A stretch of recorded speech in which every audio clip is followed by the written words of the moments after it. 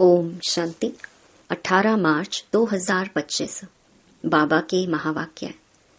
मीठे बच्चे, इस समय तुम्हारी यह जीवन बहुत बहुत अमूल्य है, क्योंकि तुम हद से निकल बेहद में आए हो। तुम जानते हो, हम इस जगत का कल्याण करने वाले हैं। प्रश्न: बाप के वर्षे का अधिकार किस पुरुषार्थ से प्राप्त होता है? उत्तर: सदा भाई भाई की दृष्टि रहे। स्त्री पुरुष का जो भान है वह निकल जाए, तब बाप के वर्षे का पूरा अधिकार प्राप्त हो। परंतु स्त्री पुरुष का भान व यह दृष्टि निकलना बड़ा मुश्किल है। इसके लिए देही अभिमानी बनने का अभ्यास चाहिए। जब बाप के बच्चे बनेंगे तब वर्षा मिलेगा। एक बाप की याद से सतो प्रधान बनने वाले ही मुक्ति जीवन मुक्ति का वर्षा पाते हैं।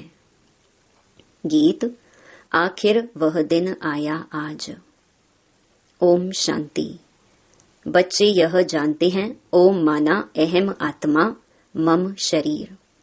अभी तुम इस ड्रामा को, सृष्टि चक्र को और इस सृष्टि चक्र के जानने वाले बाप को जान गए हो, क्योंकि चक्कर को जानने वाले को रचता ही कहेंगे। रचता और रचना को और कोई भी नहीं जानते हैं। भल पढ़े लिखे बड़े बड़े विद्वान पंडित आदि हैं, उन्हें अपना घमंड तो रहता है ना, परंतु उनको यह पता नहीं है। कहते भी हैं ज्ञान, भक्ति और वैराग्य। अब यह 3 चीजें हो जाती हैं, इनका भी अर्थ नहीं समझते। सन्यासियों को वैराग्य आता है घर से, उन्हों को भी ऊंच और नीच की ईर्ष्या रहती है। भल पढ़े लिखे बड़े बड़े विद्वान पंडित आदि हैं, उन्हें अपना घमंड तो रहता है ना, परंतु उनको यह पता नहीं है। कहते भी हैं ज्ञान, भक्ति और वैराग्य। अब यह 3 चीजें हो जाती हैं, इनका भी अर्थ नहीं समझते। सन्यासियों को वैराग्य आता है घर से, उन्हों को भी ऊंच और नीच की ईर्ष्या रहती है। यह ऊंच कुल का है, यह मध्यम कुल का है, इस पर उन्हों का बहुत चलता है। कुंभ के मेले में भी उन्हों का बहुत झगड़ा हो पड़ता है कि पहले किसकी सवारी चले। इस पर बहुत लड़ते हैं, फिर पुलिस आकर छुड़ाती है। तो यह भी देह अभिमान हुआ ना। दुनिया में जो भी मनुष्य मात्र हैं, सब हैं देह अभिमानी। तुमको तो अब देही अभिमानी बनना है। बाप कहते हैं देह अभिमान छोड़ो, अपने को आत्मा समझो। आत्मा ही पतित बनी है, उसमें खाद पड़ी है। आत्मा ही सतो प्रधान तमो प्रधान बनती है। जैसी आत्मा वैसा शरीर मिलता है। श्री कृष्ण की आत्मा सुंदर है तो शरीर भी बहुत सुंदर होता है। उनके शरीर में बहुत कशिश होती है, पवित्र आत्मा ही कशिश करती है।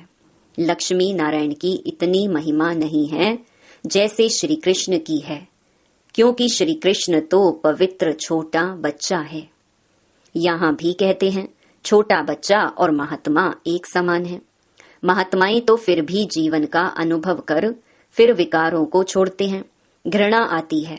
बच्चा तो है ही पवित्र, उनको ऊंच महात्मा समझते हैं। तो बाप ने समझाया है, यह निवृत्ति मार्ग वाले सन्यासी भी कुछ थमाते हैं। जैसे मकान आधा पुराना होता है तो फिर मरम्मत की जाती है, सन्यासी भी मरम्मत करते हैं। पवित्र होने से भारत थमा रहता है। भारत जैसा पवित्र और धनवान खंड और कोई हो नहीं सकता। अब बाप तुमको रचता और रचना के आदि मध्य अंत की स्मृति दिलाते हैं, क्योंकि यह बाप भी है, टीचर भी है, गुरु भी है। गीता में श्री कृष्ण भगवानुवाच लिख दिया है। उनको कभी बाबा कहेंगे क्या, अथवा पतित पावन कहेंगे क्या? जब मनुष्य पतित पावन कहते हैं तो श्री कृष्ण को याद नहीं करते, वह तो भगवान को याद करते हैं। फिर कह देते पतित पावन सीताराम, रघुपति राघव राजा राम। कितना मुंझारा है। बाप कहते हैं मैं तुम बच्चों को आकर यथार्थ रीति सभी वेदों शास्त्रों आदि का सार बताता हूँ। पहली मुख्य बात समझाते हैं कि तुम अपने को आत्मा समझो और बाप को याद करो तो तुम पावन बनेंगे। तुम हो भाई भाई, फिर ब्रह्मा की संतान कुमार कुमारियां तो भाई बहन हो गए। यह बुद्धि में याद रहे। असल में आत्माएं भाई भाई हैं, फिर यहाँ शरीर में आने से भाई बहन हो जाते हैं। इतनी भी बुद्धि नहीं है समझने की। वह हम आत्माओं का फादर है तो हम ब्रदर्स ठहरे ना। फिर सर्वव्यापी कैसे कहते हैं? वर्षा तो बच्चे को ही मिलेगा, फादर को तो नहीं मिलता। बाप से बच्चे को वर्षा मिलता है। ब्रह्मा भी शिव बाबा का बच्चा है ना, इनको भी वर्षा उनसे मिलता है। तुम हो जाते पोत्रे पोत्रियां, तुमको भी हक है। तो आत्मा के रूप में सब बच्चे हो, फिर शरीर में आते हो तो भाई बहन कहते हो, और कोई नाता नहीं। सदा भाई भाई की दृष्टि रहे, स्त्री पुरुष का भान भी निकल जाए। जब मेल फीमेल दोनों ही कहते हो ओ गॉड फादर, तो भाई बहन हुए ना। भाई बहन तब होते हैं जब आप संगम पर आकर रचना रचते हैं, परंतु स्त्री पुरुष की दृष्टि बड़ा मुश्किल निकलती है। बाप कहते हैं तुमको देही अभिमानी बनना है। बाप के बच्चे बनेंगे तब ही वर्षा मिलेगा। मामेकम याद करो तो सतो प्रधान बनेंगे। सतो प्रधान बनने बिगर तुम वापस मुक्ति जीवन मुक्ति में जा नहीं सकेंगे। यह युक्ति सन्यासी आदि कभी नहीं बताएंगे। वह ऐसे कभी नहीं कहेंगे कि अपने को आत्मा समझ बाप को याद करो। बाप को कहा जाता है परम पिता परम आत्मा सुप्रीम। आत्मा तो सबको कहा जाता है, परंतु उनको परम आत्मा कहा जाता है। वह बाप कहते हैं बच्चों, मैं आया हूँ तुम बच्चों के पास। हमको बोलने के लिए मुख तो चाहिए ना। आजकल देखो जहाँ तहाँ गौमुख जरूर रखते हैं, फिर कहते हैं गौमुख से अमृत निकलता है। वास्तव में अमृत तो कहा जाता है ज्ञान को। ज्ञान अमृत मुख से ही निकलता है, पानी की तो इसमें बात नहीं। यह गौ माता भी है, बाबा इनमें प्रवेश हुआ है। बाप ने इन द्वारा तुमको अपना बनाया है। इनसे ज्ञान निकलता है। उन्होंने तो पत्थर का बनाकर उसमें मुख बना दिया है, जहाँ से पानी निकलता है। वह तो भक्ति की रस्म हो गई ना। यथार्थ बातें तुम जानते हो। भीष्म पितामह आदि को तुम कुमारियों ने बाण लगाए हैं। तुम तो ब्रह्मा कुमार कुमारियां हो, तो कुमारी किसकी होगी ना। अधर कुमारी और कुमारी दोनों के मंदिर हैं। प्रैक्टिकल में तुम्हारा यादगार मंदिर है ना। अब बाप बैठ समझाते हैं, तुम जबकि ब्रह्मा कुमार कुमारियां हो तो क्रिमिनल असॉल्ट हो ना सके, नहीं तो बहुत कड़ी सजा हो जाए। देह अभिमान में आने से यह भूल जाता है कि हम भाई बहन हैं। यह भी बीके हैं, हम भी बीके हैं, तो विकार की दृष्टि जा ना सके। परंतु आसुरी संप्रदाय के मनुष्य विकार के बिगर रह नहीं सकते, तो विघ्न डालते हैं। अभी तुम ब्रह्मा कुमार कुमारियों को बाप से वर्षा मिलता है। बाप की श्रीमत पर चलना है, पवित्र बनना है। यह है इस विकारी मृत्यु लोक का अंतिम जन्म। यह भी कोई जानते नहीं। अमर लोक में विकार कोई होते नहीं। उन्हों को कहा ही जाता है सतो प्रधान संपूर्ण निर्विकारी। यहाँ है तमो प्रधान संपूर्ण विकारी। गाते भी हैं वह संपूर्ण निर्विकारी, हम विकारी पापी हैं। संपूर्ण निर्विकारियों की पूजा करते हैं। बाप ने समझाया है तुम भारतवासी ही पूज्य, सो फिर पुजारी बनते हो। इस समय भक्ति का प्रभाव बहुत है। भक्त भगवान को याद करते हैं कि आकर भक्ति का फल दो। भक्ति में क्या हाल हो गया है? बाप ने समझाया है मुख्य धर्म शास्त्र 4 हैं। एक तो है डेटिज्म, इसमें ब्राह्मण देवता क्षत्रिय तीनों ही आ जाते हैं। बाप ब्राह्मण धर्म स्थापन करते हैं। ब्राह्मणों की चोटी है संगम युग की।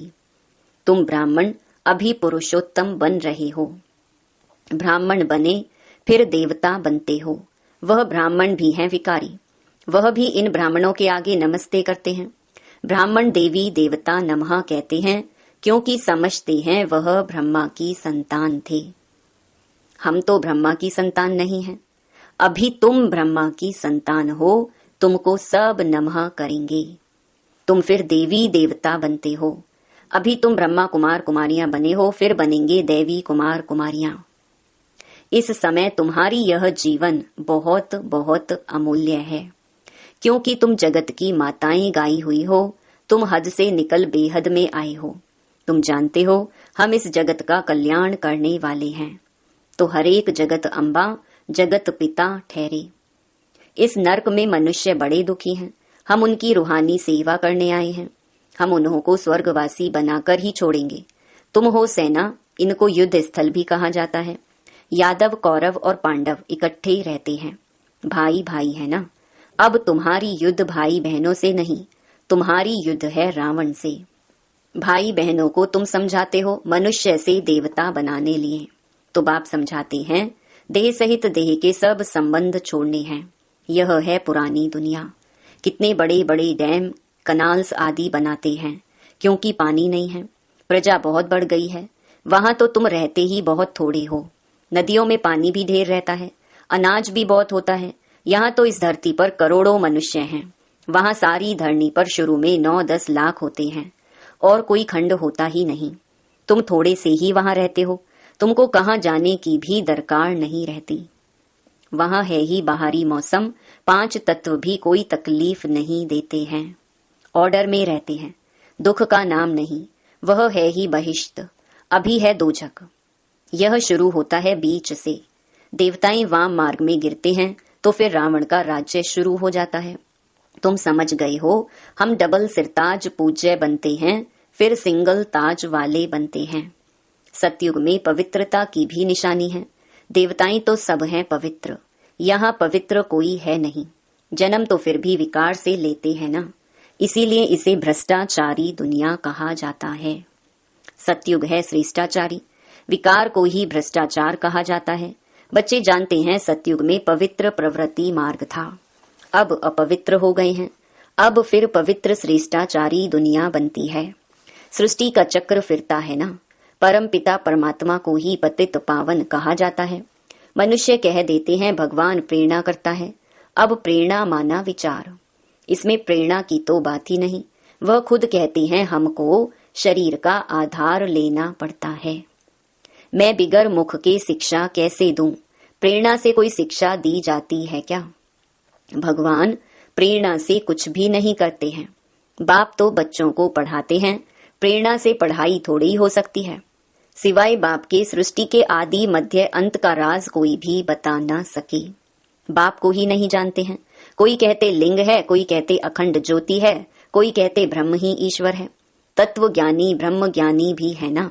शास्त्रों में दिखा दिया है 84 लाख योनियां।